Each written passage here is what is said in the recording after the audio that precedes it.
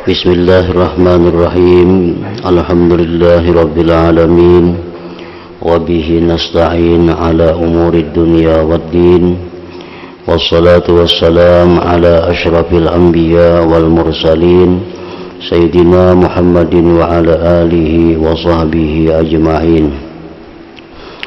Qala al-musannif al-imam Abu Hamid al-Ghazali rahimahullah wa nafa'ana bi'ulumihi. فإن العاشق لا يستثقل السعي في هوى معشوقه ويستلذ خدمته بقلبه وإن كان شاقا على بدنه ومهما عجز بدنه كان أحب الأشياء إليه أن تعاوده القدرة وأن يفارقه العجز حتى يشتغل به فهكذا يكون حب الله تعالى فإن كل حب صار غالبا قهر على مهلة ما هو دونه فمن كان محبوبه أحب إليه من الكسل ترك الكسل في خدمته وإن كان أحب إليه من المال ترك المال في حبه وقيل لبعض المحبين وقد كان بذل نفسه وماله حتى لم يبقى له شيء ما كان سبب هالك هذه في المحبة فقال سمعت يوما محبا وقد خل بمحبوبه وهو يقول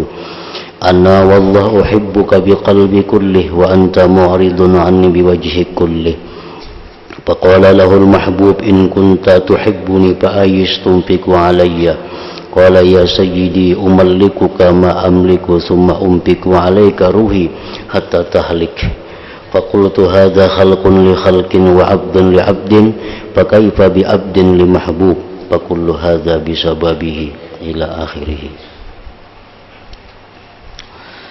Makna perkataan Imam Al-Ghazali rahimahullah wa nafa'ana bi'ulumi.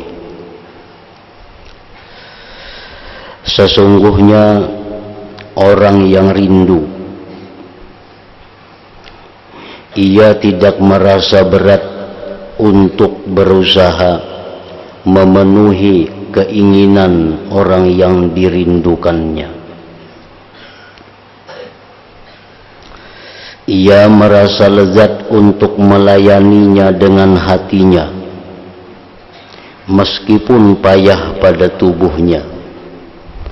Manakala tubuhnya lemah, niscaya adalah sesuatu yang paling ia senangi, bisa dikembalikannya kemampuan dan dipisahkannya kelemahan, sehingga ia dapat menyibukkan diri dengan yang dirinduinya.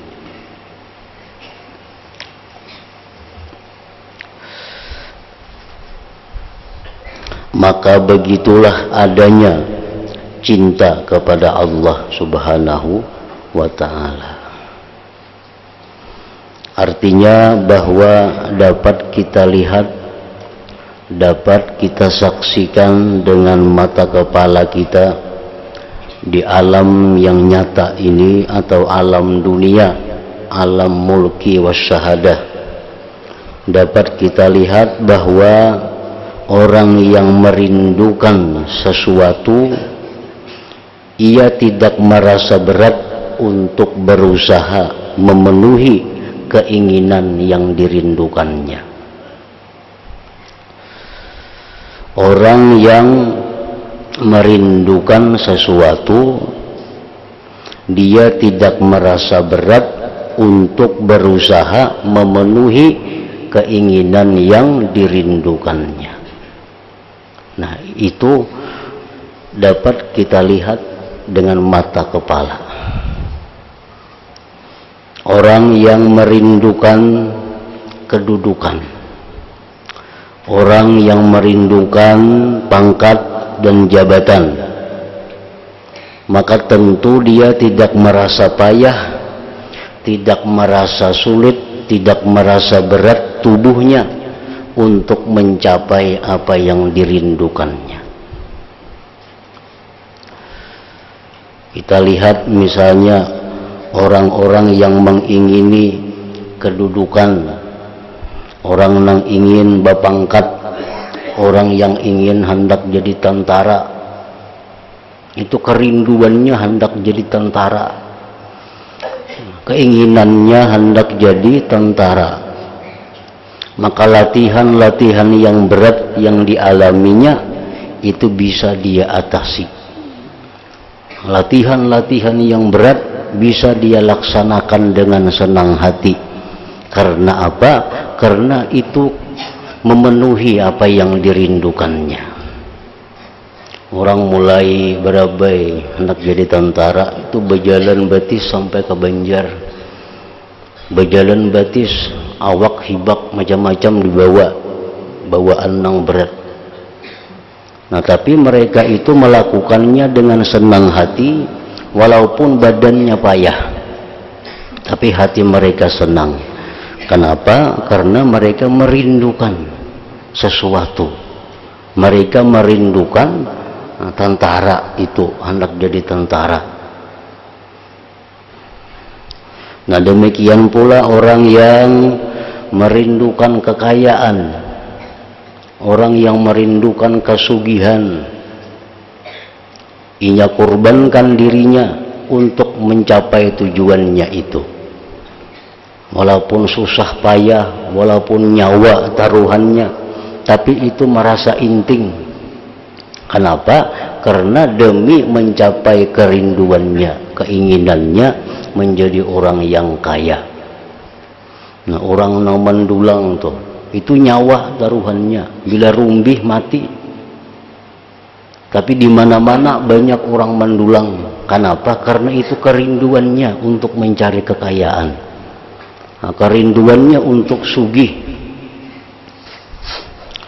Nah orang yang merindukan menjadi ilmuwan, orang yang hendak menjadi ilmuwan, nah ahli ilmu, nah inya susah payah membaca setiap buku, apa yang perlu dibacanya, mendatangi kemana orang yang tahu untuk menanyakan sesuatu, didatanginya.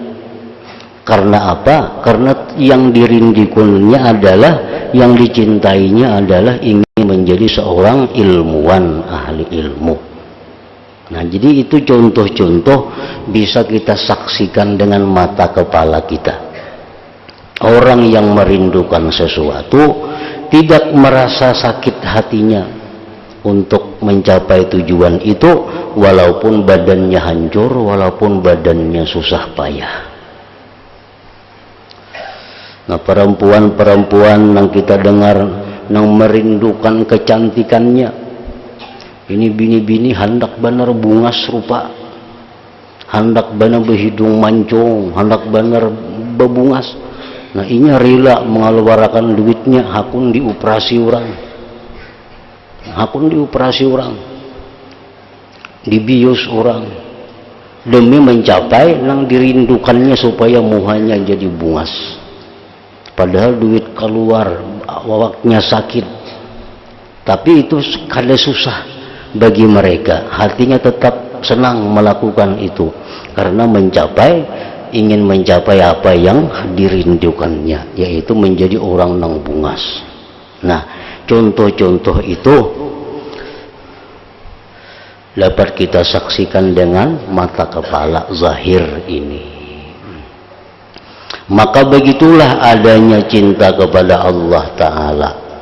Nah, orang yang mengingini, orang yang merindukan cinta Allah, segala apa yang diperintah Allah digawinya, segala yang dilarang Allah dijauhinya, segala yang sunat dilaksanakannya. Macam Nabi kita sallallahu alaihi wasallam, diriwayatkan beliau pernah sampai bengkak batisnya karena kebanyakan berdiri sembahyang, dan beliau kadang merasa susah, beliau kadang merasa sakit, tetapi hati beliau senang. Kenapa? Karena beliau merindukan kecintaan kepada Allah Subhanahu wa ta'ala.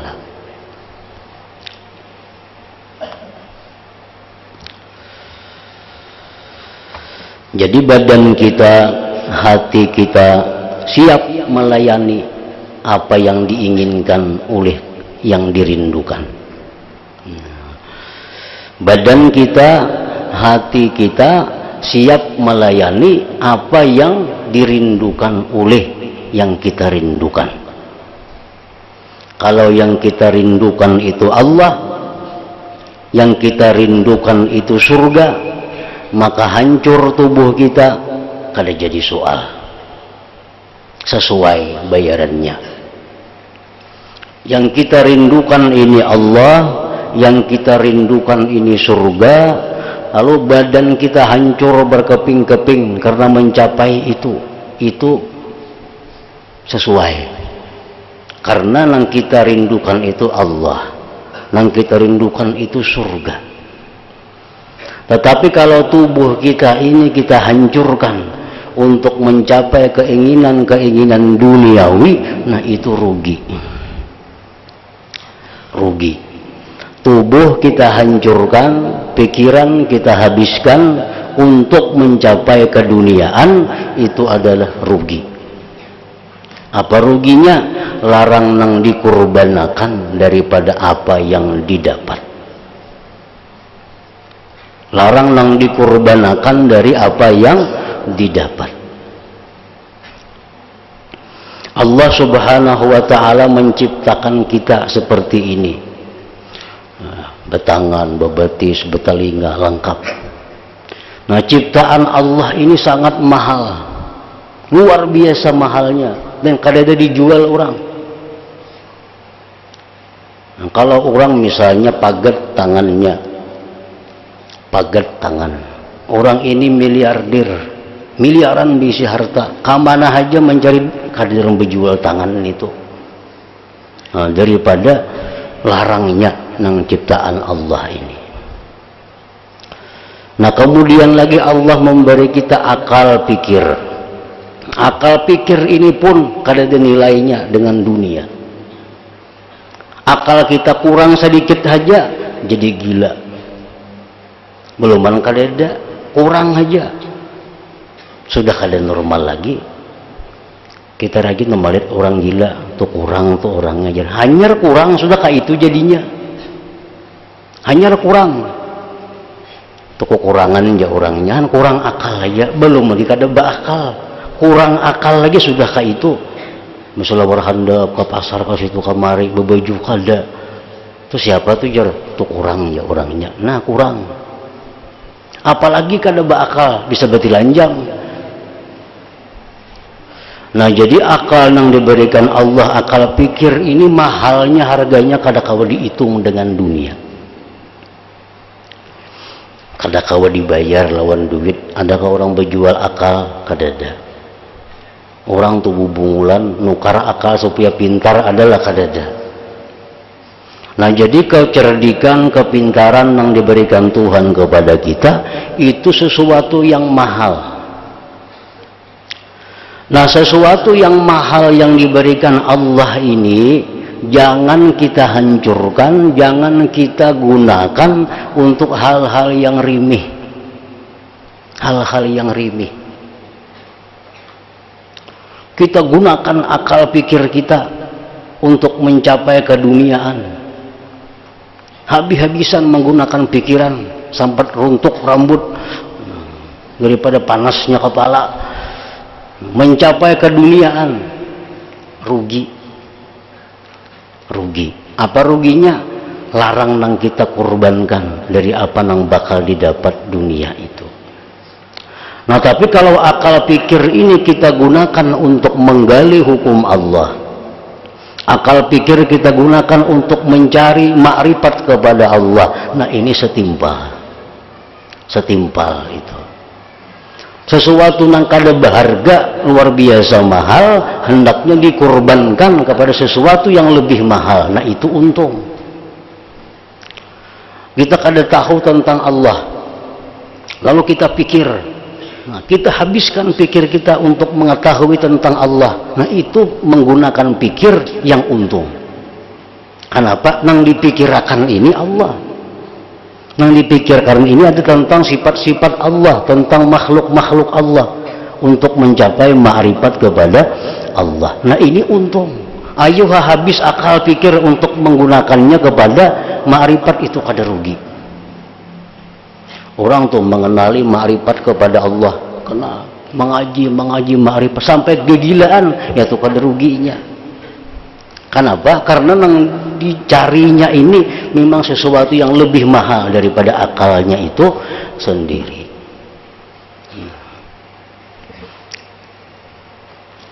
Kita misalnya ada di rumah kita, ini rumah nih, ada titikan, di mana banyu ini datangnya mirisnya kada beampihan. Nah, kita putar akal kita mencari, memperhatikan satu demi satu, sing ini di mana mirisnya ini. Dapat di sini sekalinya mirisnya, rugi. Napa ruginya? Menggunakan akal untuk urusan miris itu rugi. Amun kita ada berduit, nah unjuk duit, tukang cariakan nih miris di mana. Nah seorang tetap beribadah kepada Allah, tetap sembahyang kita khusyuk, tetap baca Quran kita tenang, kada memikirkan nah miris itu tukang nang kita suruh karena itu bagiannya. Nah ini ngarannya orang yang menjadikan duit sebagai perisai dirinya. Nah menjadikan duit sebagai perisai diri. Jangan dikorbankan diri untuk mencari duit, itu rugi. Diri ini kalau orang berjual. Nah, duit itu diciptakan Allah untuk menjaga diri, untuk memelihara diri, memelihara sifat-sifat diri yang mulia. Nah, sama tubuh kita. Tubuh kita ini kita korbankan untuk mencapai satu keinginan. Nang diinginin apa, hendak jadi apa? Awak hancur, awak sakit-sakitan, nang diingini hanya apa? Kepentingan duniawi, itu kada seimbang, rugi. Karena kesehatan, kekuatan yang diberikan Allah ini, kalau kita gunakan untuk taat, kita gunakan menuntut ilmu, kita gunakan untuk berjuang fisabilillah, nah itu sesuai. Jangan hendak balapah dalam urusan yang kada jadi pahala, rugi. Kenapa? Kada sesuai yang kita korbankan dengan apa yang kita dapatkan. Tapi kalau kita lapah, kita uyuh karena urusan ibadah, kita lapah uyuh awak karena urusan mencapai keridaan Allah, nah ini untung.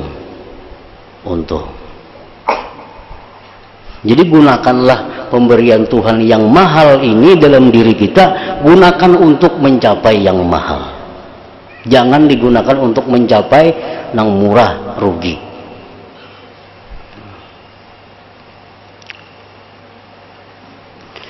Nah, jadi orang-orang yang rindu kepada Allah, memenuhi apa yang diinginkan Allah, walaupun hancur tubuhnya, tapi hatinya tetap gembira, hatinya tetap senang. Di zaman Rasulullah Sallallahu Alaihi Wasallam dan di zamannya para sahabat Nabi, itu orang-orang sahabat ini berlomba mendaftar berjihad fisabilillah, berlomba sampai ditangati Nabi kan jangan umpat berjihad. Nabi kan kosong di Madinah, habisan orangnya kada ada lagi, semuaan hendak umpat jihad, padahal jihad ini taruhannya nyawa. Jihad ini taruhannya nyawa, karena panah, karena tumbak, karena pedang, mati. Tapi kenapa orang-orang ini berlomba untuk jihad? Nah, karena mengorbankan diri untuk jihad, surga sesuai. Bermati-mati tapi surga itu cocok. Kalau kita bermati-mati nang didapat misalnya 2-3 miliar, tetap rugi. Menggawi usaha nang taruhannya nyawa, itu berapa aja dapatnya rugi. Karena yang kita korbankan sesuatu yang kada dijual, yang kita korbankan sesuatu yang mahal, pemberian dari Allah Subhanahu wa Ta'ala.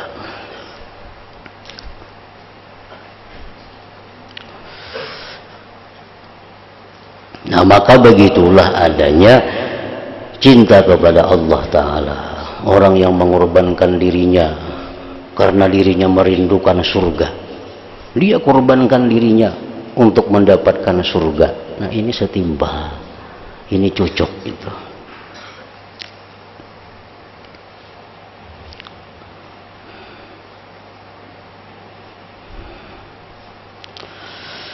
Karena sesungguhnya setiap cinta yang menjadi menang, niscaya sudah pasti ia mengalahkan apa yang kurang daripadanya. Itu pasti sudah. Kalau kita lihat dengan mata kepala kita, kalau kita dengar dengan telinga kita, bahwa setiap nang menang cintanya itu pasti mengalahkan nang kurang cintanya. Setiap sesuatu yang menang cintanya mengalahkan yang kurang cintanya. Contohnya, kita sayang lawan duit. Sayang lawan duit. Ada melihat sesuatu nang bagus. Nah, apakah benda, apakah nang bagus. Nang kita katuju benar lawan benda itu. Kita kurbanakan duit asal dapat benda itu. Nah, itu kalau itu amunnya sayang duit daripada benda itu, kadang maunya ngeluarkan duitnya, entah sayang duitnya.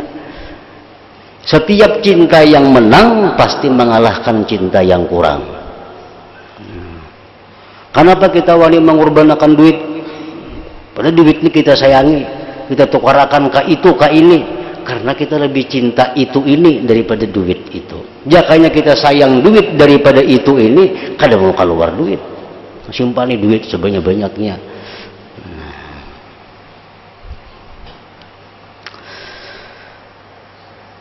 Karena sesungguhnya setiap cinta yang menjadi menang, niscaya sudah pasti yang mengalahkan apa yang kurang daripadanya. Nah, orang yang cinta kepada Allah itu lebih menang daripada cinta yang lainnya. Maka yang lainnya ini pasti dia tinggalkan untuk mendapatkan cinta kepada Allah itu. Kalau cinta kepada Allah ini kurang, cinta kepada dunia lebih menang, apapun ditinggalkannya Allah asal mendapatkan dunia yang lebih dia cintai itu.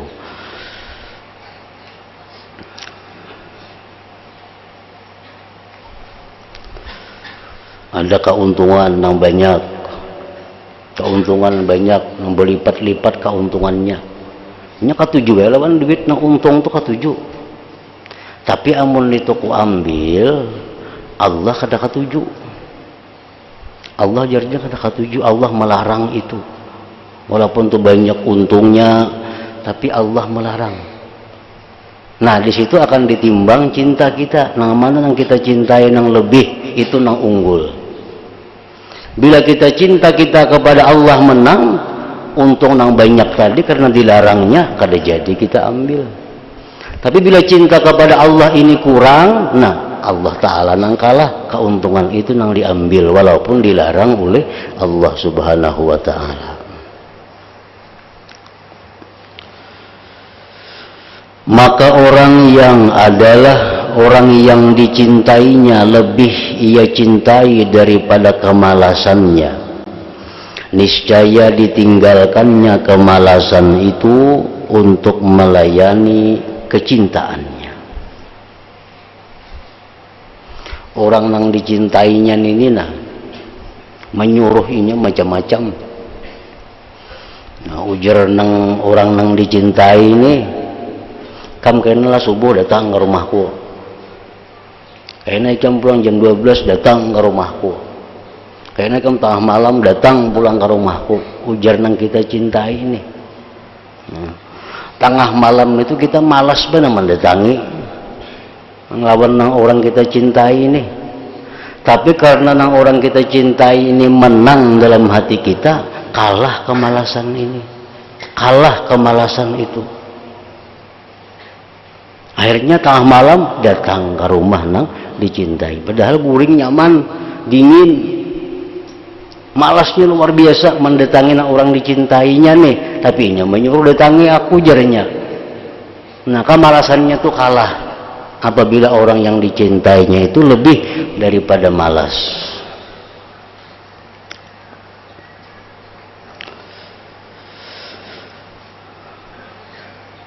Dan jika adalah orang yang dicintainya lebih ia cintai daripada harta, niscaya ia tinggalkan harta. untuk mencintai orang yang dicintainya itu. Ujar orang nang dicintai, ikam menghendak lawan aku, kok kada katuju sepeda motor ikam itu. Jual atau beriakan, kok kada katuju ikam sepeda motor itu. Kok kada katuju ikam makai ini, kok kada katuju ikam makai itu, kok kada katuju ikam makan ini, makan itu. Kalau orang yang dicintai ini menang dalam hatinya, kada jadi soal meninggalkan melakukan apa nang diperintahkan orang yang dicintai tadi. Dan jika adalah orang yang dicintainya lebih ia cintai daripada harta, niscaya ia tinggalkan harta untuk mencintai orang yang dicintainya itu.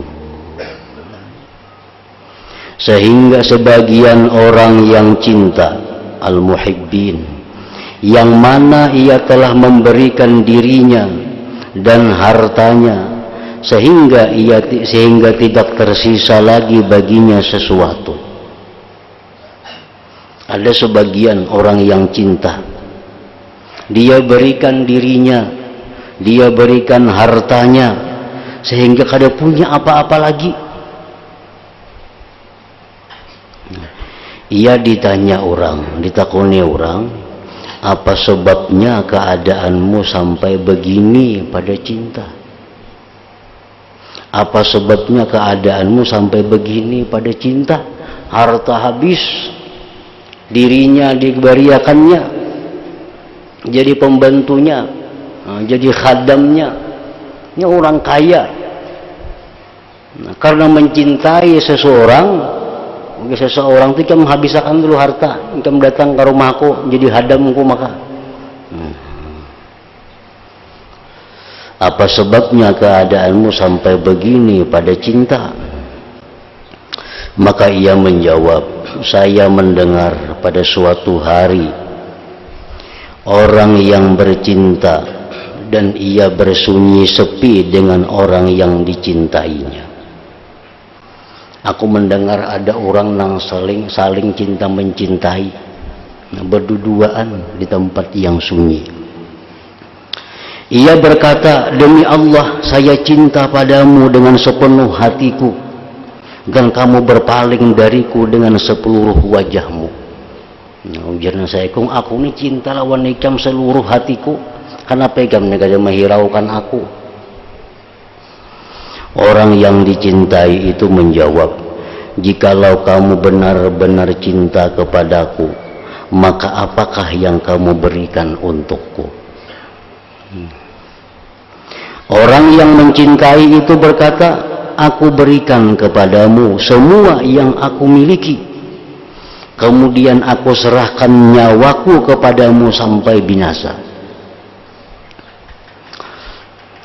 Ini ada orang yang macam itu sama pada manusia nih.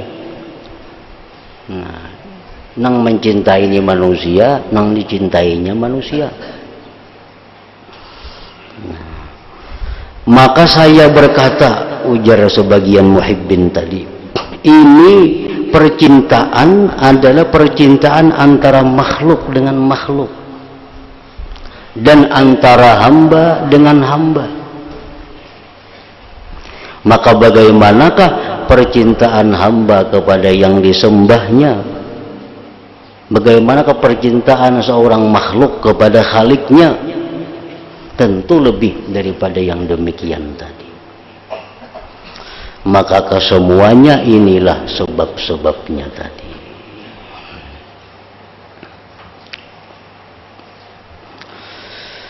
Dan di antara tanda-tanda cinta kepada hamba, dan di antara tanda-tanda cinta hamba kepada Allah, bahwa ia berkasih sayang kepada semua hamba Allah, penyayang kepada mereka, bersikap keras atas semua musuh Allah, dan kepada setiap orang yang mengerjakan sesuatu yang tidak disukai oleh Allah. Ini bagian dari apa yang disebut ngarannya al-wafa. cinta kita kepada Allah. Tandanya antara lain kita mesti cinta kepada orang-orang yang dicintai Allah. Kalau kita cinta kepada Allah, kita pasti cinta juga kepada yang dicintai Allah. Dan kita kada katuju kepada orang yang kada dikatujui oleh Allah. Kah itu jo lawan manusia pun kah itu. Kalau kita cinta lawan si fulan umpamanya manusia, kita pasti cinta lawan apa-apa yang dicintainya. Lawan kucingnya pun kita katuju. Lawan kucingnya katuju. Karena yang kita cinta itu katuju lawan kucing itu. Dan kita kada katuju lawan orang yang inya kada katuju. Nah amun kada macam itu kada cinta ngarannya, kada cinta nang bujur, kada cinta nang murni.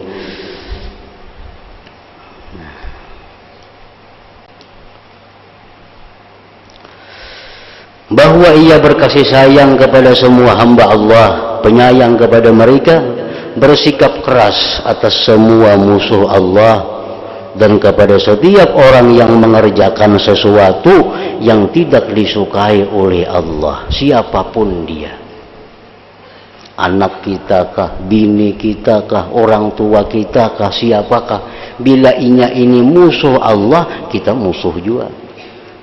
Bila ia mengerjakan sesuatu yang kada disukai Allah, kita kada katuju juga.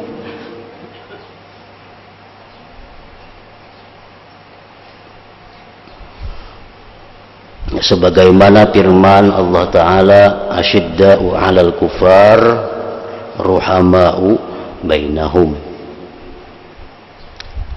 Allah mensifatkan orang-orang mukminin yang cinta kepada Allah. Mereka adalah bersikap keras terhadap orang-orang kafir, berkasih sayang sesama mereka. Sesama orang mukminin, sesama orang yang beriman, mau kada mau inya mesti cinta kalau dia mencintai Allah, karena Allah cinta kepada orang yang beriman. Kepada orang kafir, nah kepada orang kafir inya mesti kada katuju, inya mesti bersikap keras. Kenapa? Karena Allah kada katuju lawan mereka itu.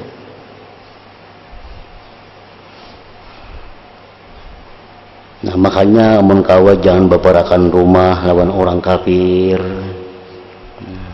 Jangan hendak bergabung berkawan-kawan orang kafir. Kayak apa aja baiknya inya. Kenapa? Khawatir kalau dalam hati kita ini ada kecenderungan cinta kepadanya. Padahal ini musuh Allah. Nah, kita disuruh berbuat sesuatu kepada orang kafir, itu ada batasan-batasannya.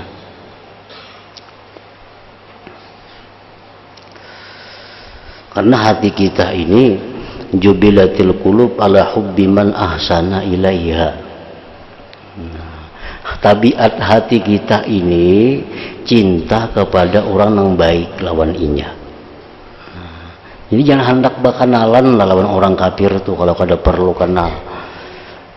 Jangan apalagi bersahabat lawan orang kafir. Karena inya baik lawan kita, dikiriminya ini, dikiriminya hadiah lebaran, dikiriminya parcel lebaran kayaknya. Akhirnya hati kita katuju lawan inya. Padahal ini Allah kada katuju. Karena inya kafir lawan Allah. Nah, itu khawatirnya. Kita orang-orang kafirnya mesti bersikap tegas, mesti bersikap keras. Kalaupun kita berbuat baik kepada orang kafir, itu ada batasan yang diatur oleh Allah.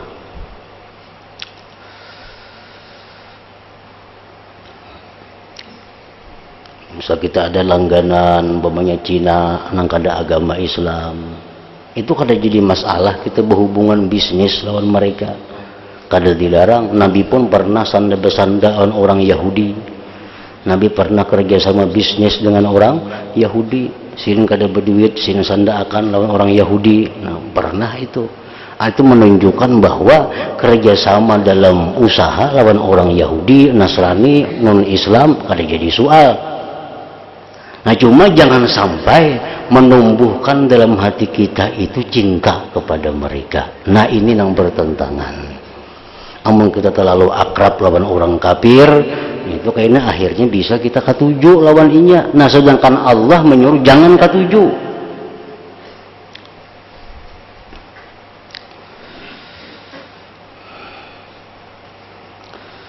Artinya mereka adalah bersikap keras terhadap orang-orang kafir, berkasih sayang sesama mereka. Nah, sesama mukmin kita disuruh Allah berkasih sayang. Kenapa? Karena Allah sayang kepada mereka.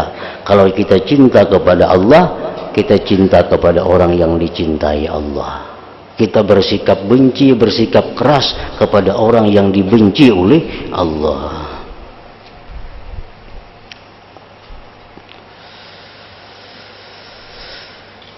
Dan ia tidak peduli dengan celaan orang yang mencela.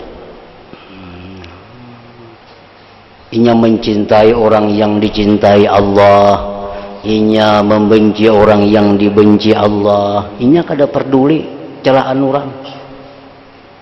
Kenapa? Karena yang ditujunya adalah Allah. Bila Allah katuju, itu sudah. Masalah kiri kanan ini katuju kok kada jadi soal lagi. Nah penting Allah katuju lawan aku.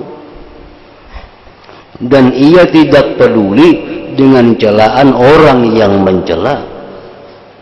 Ia tidak dipalingkan oleh orang yang memalingkan dari marah karena Allah. Kita disuruh marah kepada orang maksiat, kita disuruh marah kepada orang-orang kafir. Marahnya itu marah karena Allah. Kenapa ya sarik lawan si fulan itu? Karena Allah pangsarik lawan inya. Inya penjudi orangnya, peminum, pemabuk. Nah, Tuhan sarik lawan inya, seorang sarik juga lawan inya. Nah, itu.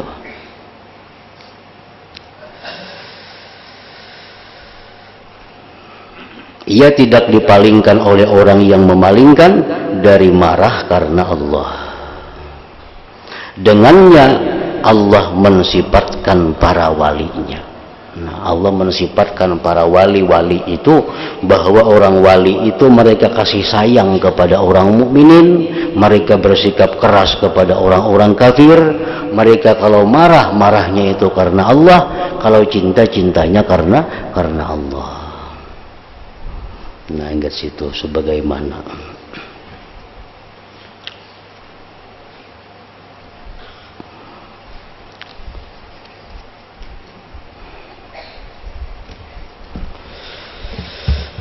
لحضرة النبي صلى الله عليه وسلم الفاتحة. أعوذ بالله من الشيطان الرجيم.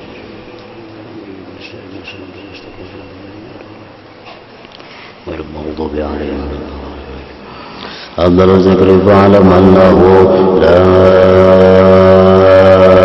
إله إلا الله محمد رسول الله.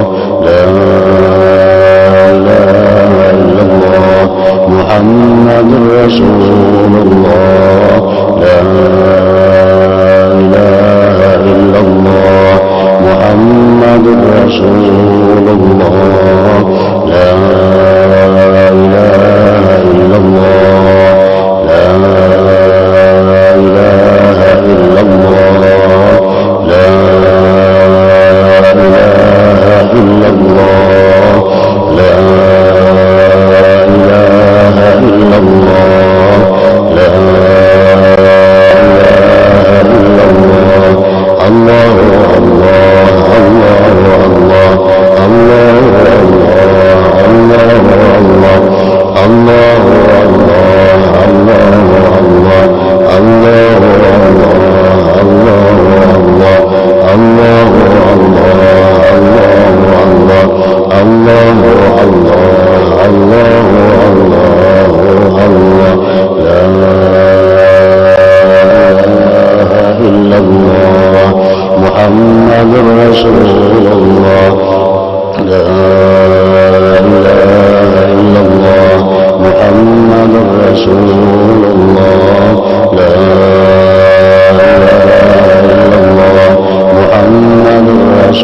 رسول الله لا إله إلا الله الفاتحة إياك نعبد وإياك نستعين ويا أيها الرجل منه شفاعة صلوا عليه سلموا تسليما اللهم صل وسلم وبارك عليه